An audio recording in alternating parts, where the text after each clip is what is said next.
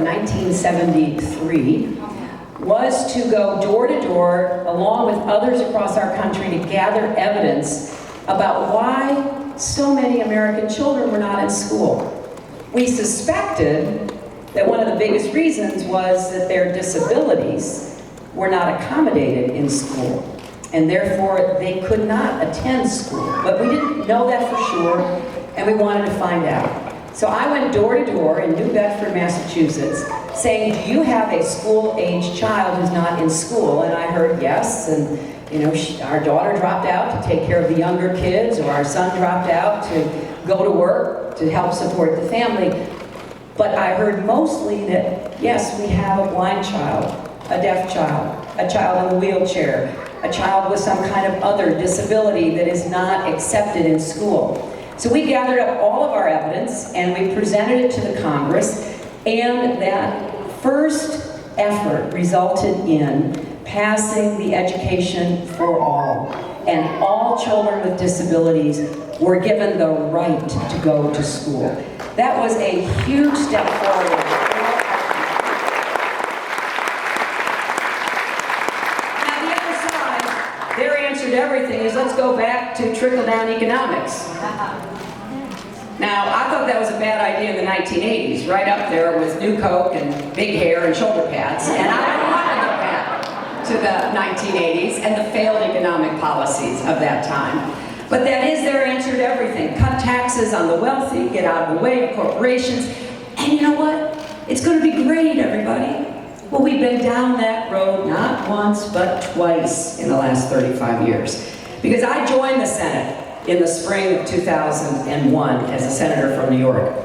And the first thing the Bush administration wanted to do was a huge tax cut. And I said, look, we're on a path to paying off the national debt. Think of what that would mean in terms of freeing up resources that could be used on behalf of important commitments and investments for our country, instead of borrowing and borrowing and borrowing and having a greater part of our budget go to paying interest on the debt. I was passionate about it. I said, look, I could vote for a small, affordable tax cut, and I did. I voted for an alternative. It didn't matter. They had the votes. They passed a big tax cut. Then in September of 2001, 9/11 happened.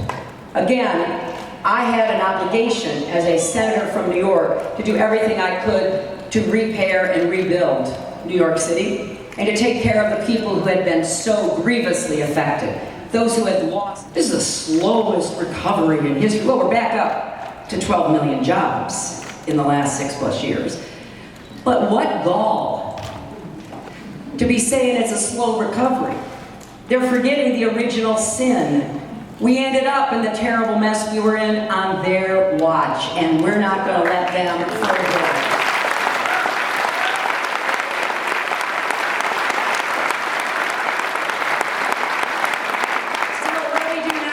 Well, we need to get the economy working for everybody. That's why I'm giving 2 speeches. I'll give some more about what I would do, what my economic agenda is. Starting with raising incomes at the center of everything I will do from my first day as president to my last.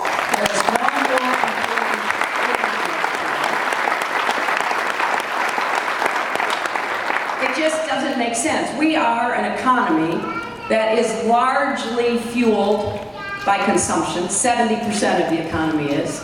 If people don't have money in their pockets, they will answer any question about climate change by saying, I'm not a scientist. Well, I'm not a scientist either. I'm just a grandmother with 2 eyes and a brain, and I know we're facing a huge problem.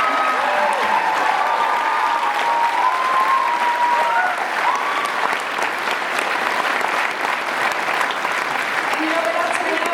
I know that if we start addressing it, we're going to actually be creating jobs and new businesses. Like right here in Iowa, 30% of your energy is coming from wind.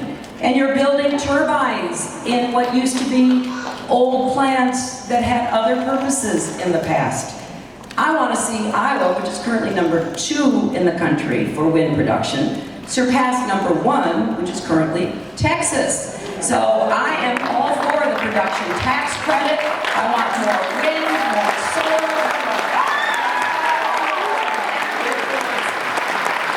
because I think we have to start by winning the Iowa caucuses. Then we have to win in November of 2016. And then the hard work starts, which is to implement an agenda that is forward-looking, that really reflects the best of who we are as a nation, that does everything I can think of to do to bring America together again. Now, I know that is not easy, but I've done it. I did it as a senator. I did it as a Secretary of State. In fact, a lot of the people on the other side in the Republican primary who are going on and on, go back and read what they said about me when I was in the Senate or as Secretary of State. Quite a different picture than what you hear right now. That's okay, that's politics. But when the elections end, we have to come together. We have real hard choices ahead of us. And I know we're up to them. I am absolutely confident, yes, and optimistic, that we will make the right decisions. But we won't do it if we don't have an election about real issues and real solutions, and then we elect people, not just a president, but more people, and particularly Democrats, starting here in Iowa, who will be on the side of progress and the future as opposed to turning back. I'll end.